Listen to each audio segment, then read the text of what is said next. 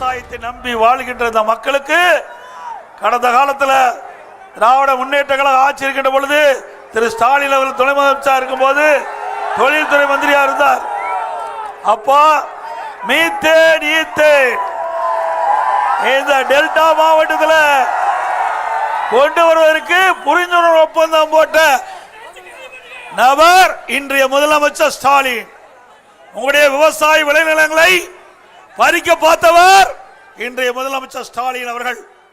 அதே வேளையில் உங்களுடைய கோரிக்கை ஏற்று இந்த புண்ணிய பூமியை பொன் விளைகின்ற இந்த பூமியை நீத்தேன் எடுக்கின்ற ஒரு சூழ்நிலை வருகின்ற பொழுது அனைத்து இந்திய அண்ணா திராவிட முன்னேற்ற கழக அரசு நான் முதலமைச்சர் இருந்த பொழுது விவசாய கோரிக்கை ஏற்று இங்க இருக்கின்ற நம்முடைய முன்னாள் சட்டப்பேரவை உறுப்பினருடைய கோரிக்கை ஏற்று பாதுகாக்கப்பட்ட வேளாண் மண்டலமாக கொண்டு வந்து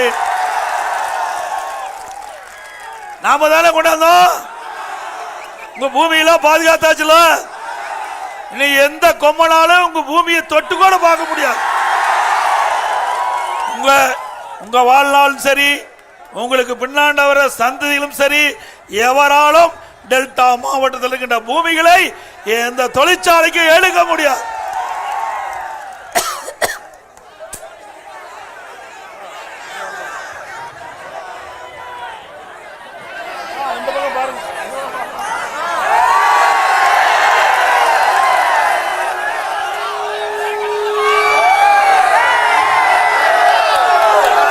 அதே போல 50 ஆண்டு காலம் போராடி வந்தோம்.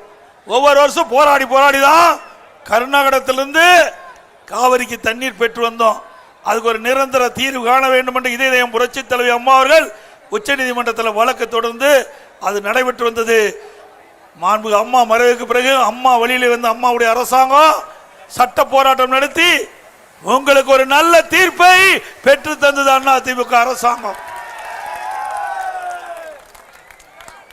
காவிரி நதிநீர் பிரச்சனையை தீர்க்கப்படுவதற்கு காரணமாக இருந்த அரசாங்கம் அண்ணா திமுக அரசாங்கம், உங்களுடைய அரசாங்கம், மக்களுடைய அரசாங்கம். ஆக இந்த மக்களுக்கு தேவையான தண்ணீரை கொடுத்ததும் அண்ணா திமுக ஆட்சி, இந்த மக்களுடைய பூமியை பாதுகாத்ததும் அண்ணா திமுக ஆட்சி. இப்போ உங்களுடைய பிரச்சனைகள்லாம் தீர்ந்துட்டுதுல. மேல என்ன வேணுங்கிறீங்க? விளைவிக்கின்ற விளைபொருளுக்கு விலை வேணுங்கிறீங்க. அண்ணா திமுக வச்சா அது கிடைக்கும். திமுக ஆட்சியில் விவசாயிகள் உற்பத்தி செய்யப்பட்ட நல்ல நேரடி நெல் கொள்முதலுக்கு கொண்டு சென்று விற்பனை செய்ய முடியல. ஆன்லைன்ல போடுங்கிறாங்க. ஆன்லைன்ல போட்டு அந்த உற்பத்தி செய்யப்பட்ட நெல்லை எல்லாம் நேரடி நெல் கொள்முதலுக்கு கொண்டு சென்றா உடனடியாக அதை கொள்முதல் செய்தல திறந்த வெளியில் அடுக்கி வைக்கிறாங்க. மழை வெள்ளத்தில் நனைந்து நெல்மணியெல்லாம் முளைக்குது. விவசாயிகள் பெரும் நஷ்டத்துக்கு உள்ளாகிறாங்க. அண்ணா திமுக ஆட்சி இருக்கின்ற வரை உடனுக்குடன் விவசாயியுடைய நெல்லை கொள்முதல் செய்து அவருடைய வங்கியில பணம் செலுத்தப்பட்ட அரசாங்கம் அண்ணா திமுக. உங்களுடைய ஆட்சியில் அப்படியா இருக்குது? விவசாயிகள் பார்த்து மனு கொடுத்தாங்க. ஒரு மூட்டை அந்த விவசாயிகள் நேரடி கொள்முதல் நிலையத்தில் கொடுக்கணும் 60 ரூபாய் லஞ்சம் கொடுக்கணும். இதை யாருகிட்ட போனோம்? ரத்தத்தை வியர்வையாகி சிந்தி உழைக்கின்ற விவசாயியுடைய பணத்தை சுரண்டுகிற அரசு தேவையா? எவ்வளவு கஷ்டப்பட்டு இரவுகள் பாராம ஒரு குழந்தையை வளர்த்துற மாதிரி நெற்பயிர்களை வளைத்து அறுவடை அறுத்து அந்த நெல்மணிகளாம் மூட்டை பிடிச்சி விற்பனை செய்ய கொண்டு போனா அரசாங்க நெல் கொள்முதலத்தில் ஒரு மூட்டைக்கு 60 ரூபாய் லஞ்சம் கேட்கிறாங்க. ஆக இந்த அரசு தேவையா? விவசாயிடம் கொள்ளையடிக்கின்ற அரசு தேவையா?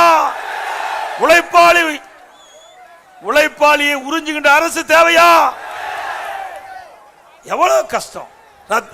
இரவென்றும் பகலென்றும் பாராம வெயிலையும் மழையும் நனைந்து அந்த கஷ்டப்பட்டு பாடுபட்டு இந்த நெல்லை உற்பத்தி பண்ணா இடையில லஞ்சம் வாங்குற அரசு தேவையா? அது மட்டுமல்ல, இன்றைக்கு டெல்டா மாவட்டம்னா திமுக கோட்டையம். திரு ஸ்டாலின் அவர்களே, அந்த கோட்டையெல்லாம் நொறுக்கி போச்சு.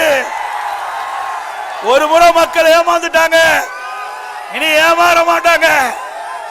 மக்கள் விழித்துக் கொண்டார்கள், இனி பிழைத்துக் கொள்வார் என்று முடிவு செஞ்சுட்டாங்க. நீ எந்த வித நடிப்பு நடிச்சாலும் இந்த நடிப்பு எடுபடாது. திரு ஸ்டாலின் அவர்களே, நீங்க பல அவதாரம் எடுத்து பார்த்துட்ட, ஒன்னும் நாட்டு மக்கள்கிட்ட எடுபடல. சிந்திச்சு பாருங்க. தினந்தோறும் ஒரு திட்டத்தை அறிவிப்பார், ஒரு பெயரை வச்சிருவார், அழகா போஸ் கொடுப்பார் தொலைக்காட்சிக்கு, அந்த படம் டிவியில் வரும், அதோட முடிஞ்சு போச்சு. இது மாதிரி இவர் முதலமைச்சரான பிறகு 52 திட்டத்தை அறிவிச்சு 62 குழு போட்டிருக்கார். மயிலாடுதுறை சையனார் கோவிலில் எதிர்க்கட்சித் தலைவர் EPS பிரச்சாரம் செய்த காட்சிகளை பார்த்தோம்.